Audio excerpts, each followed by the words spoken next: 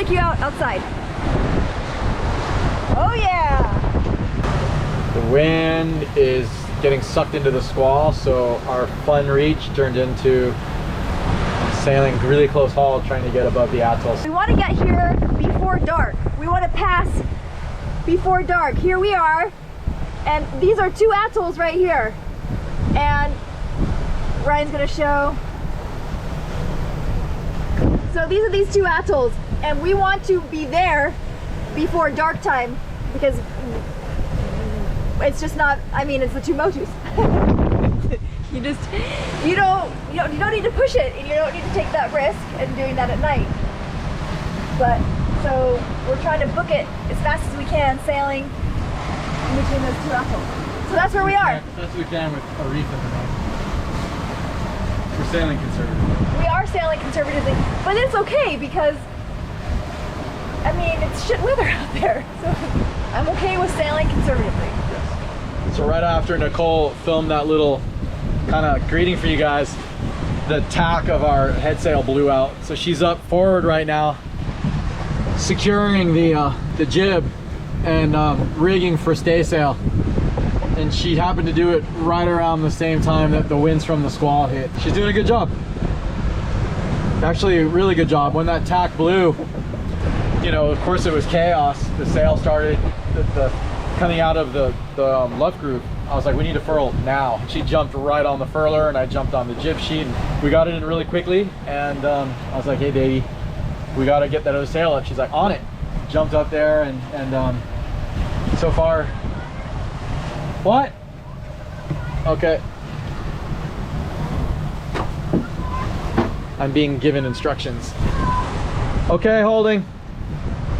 The jib sheet is it's a self-tacking jib on this boat. That means whenever we change directions, the sail automatically goes from one side to the other, which is super convenient. The downside of that is that you can only have one sail up at a time, because if you put up another sail, you have to somehow take the line off of the first sail and attach it to the second sail.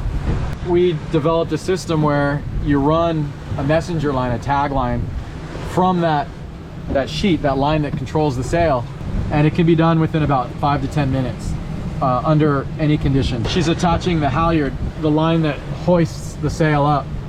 It's already prepared and secured down on the net. These ones? Blue line slips, and so it's really tight, obviously.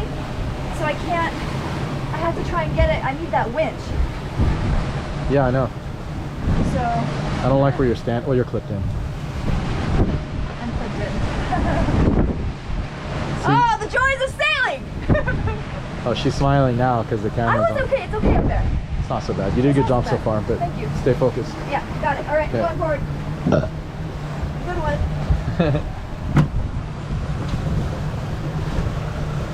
Okay, so she's making sure that there's a fair lead, that there's no tangles or anything, and now she's going to manually hoist a good portion of the way up quickly as possible so that it doesn't blow around in the wind. She's doing great so far.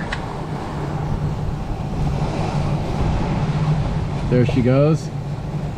She should be using an overhand grip, but we'll let her slide right now. All right, she's using her body. Now she's gonna want me to loosen the sheet. Nicole, I gotta slack the sheet. Ugh. Okay. So now she's gonna grind it up. It's a little tricky because I'm not there to call the tension, which usually I do. So she's gonna have to go by head stay tension. Oh, she's taking out the twists in the that's good. A little sloppy, so she'll probably tighten that up a little bit. I think like that's a little bit too much, maybe.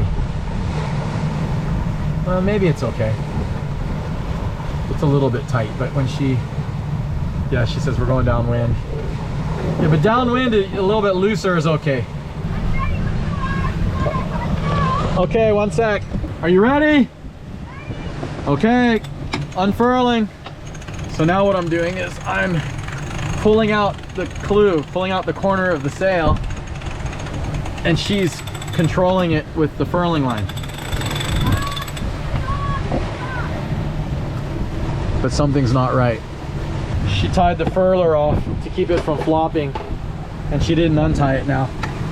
So it twisted up down there at the tack. The reason we did that was we dropped the sail underway, but we didn't want that furler to drop into the sheets and all the stuff up there on the bow, the anchor and all the rest. She's gonna have to loosen the halyard a little bit. So good, she was able to undo the Dyneema up there without cutting it, because Dyneema is gold out here. And now she's getting ready to raise the sail to full hoist. You went the wrong way?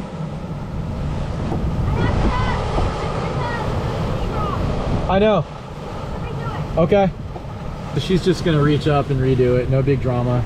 Some of you have written comments saying like, we don't want to see all this technical stuff. We just want to see like sunsets and, you know, Mai Tais and the music and the bikinis and stuff. And, you know, because it's like our vacation, it's taking us away. And I'm like, well, okay, there's a place for that. It's good to have that fantasy, but it's not the reality. This is much more common than especially if you sail in places like the Tuamotus or, you know, offshore sailing. You have to deal with whatever happens while you're out there and when it happens and with whatever you've got on hand.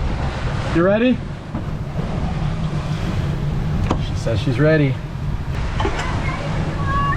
Okay, stand by. Okay, you ready? Going.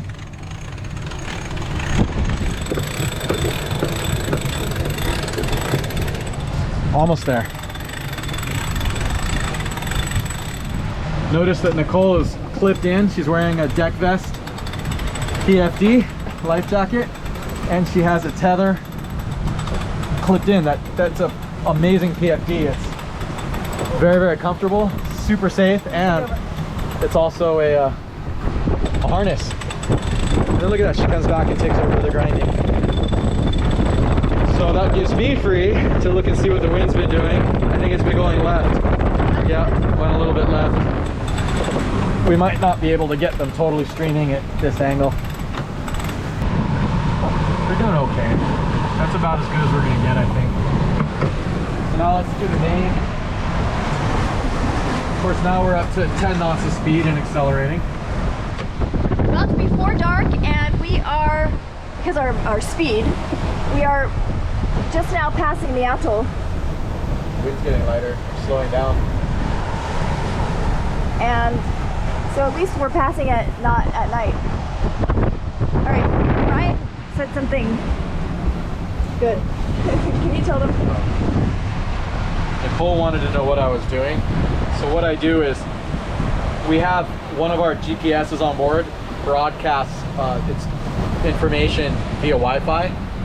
It's without getting technical about it, I'm able to use the iPad to connect to the main GPS on the boat, which is super accurate, to get our position on an alternate set of charts from the GPS and the chart that the B&G system is using, our primary nav system. So we have 2 separate ways to fix our position electronically and 2 separate sets of charts.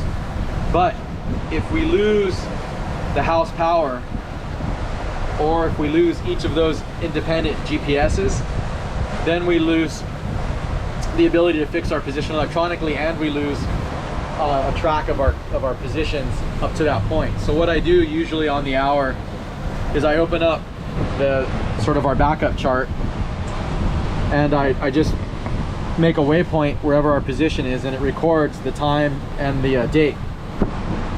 And then what that does over time is it leaves like a set of breadcrumbs. So if we were to lose everything, as long as this iPad still works, I keep it charged, and you know, as long as this iPad still works, I have our most recent position as of an hour ago, and we can fairly reasonably plot a route out using just a compass, which theoretically will not have a problem if the electronics go out.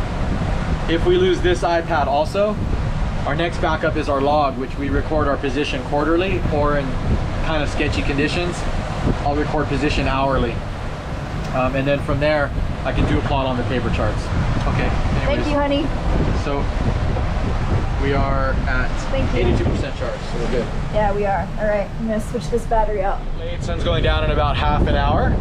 We are now on the rum line for the pass that we're going to enter, hopefully at 6 in the morning. We're actually going fast enough to be 6 hours ahead of schedule for an overnight sail. So that's kind of one of the cool things about this boat and these weather conditions, I guess. So the winds are down to around 14 knots. We're averaging between 8 and 9 knots. With the main already reefed and twisted off to spill a lot of power, and our little head sail, our little stay sail. But we're going to put another reef in to try to slow us down. If we average 6.5 to 7 knots, we'll still get there by 5 a.m., which is an hour ahead of estimated slack time, which is when we could get in through the channels. Lazy jacks are ready? Okay.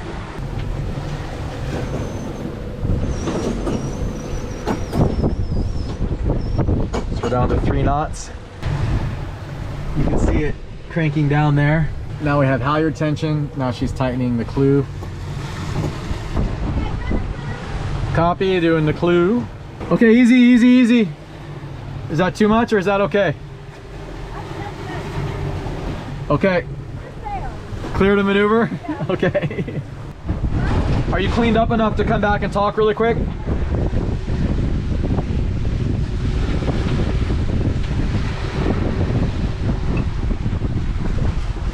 So, I'm still filming. Will that distract you? No. We're not fast enough. We have to have more sail.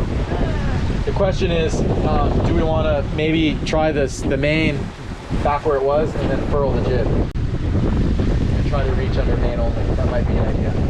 Okay. Deal. Okay. Okay, good job, babe. Love you. You too. Okay. All right. Do you want to clip this somewhere? Because I'm going to be really focused on driving. Going forward. Copy, going forward.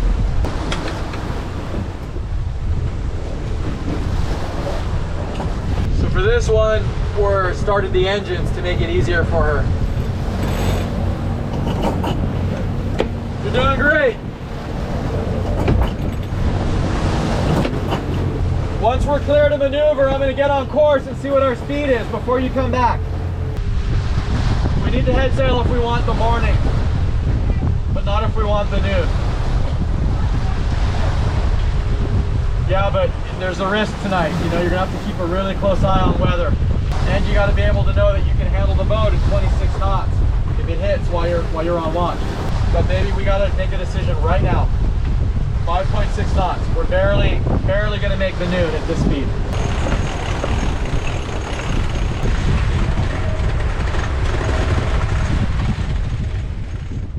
We made it to Mai Tais.